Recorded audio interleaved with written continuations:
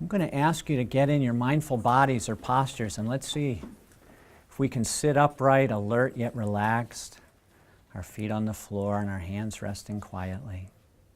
Beautiful. And we'll spend the next minute with the sound of the bell, beginning and ending our practice, just bringing your attention down to your anchor spot and noticing your breath today. And I'll guide you a little bit, and then we'll have some quiet time for you to guide your own attention. Ready? Allow your body to become still and quiet. And let your eyes close or look gently down in front of you. And you can bring your attention now to the sound of the bell.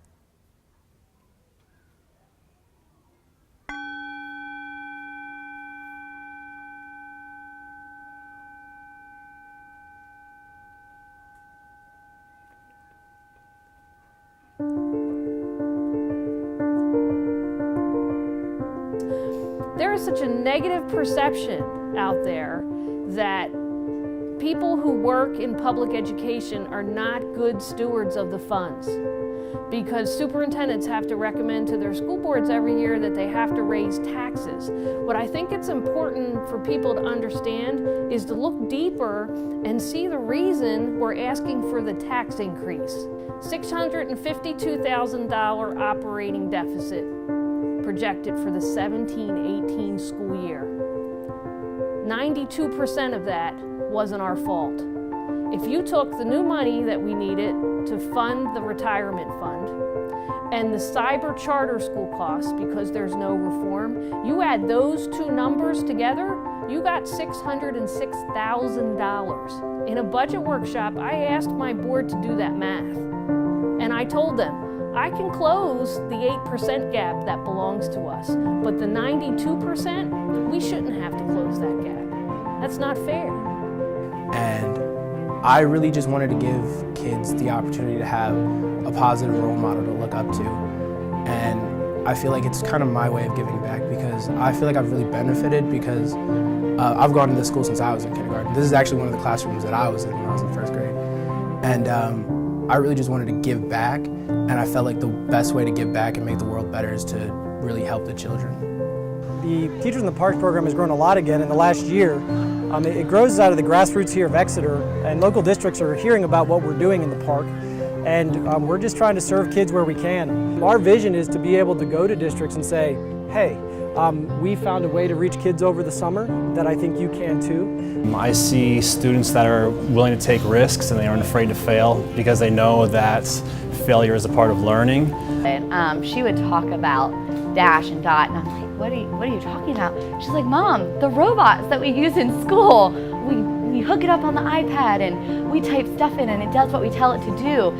I really foster their need to be intrigued by things. I think when they wonder is when they learn. Brashear Teaching Magnet is a high school magnet for students from all over Pittsburgh.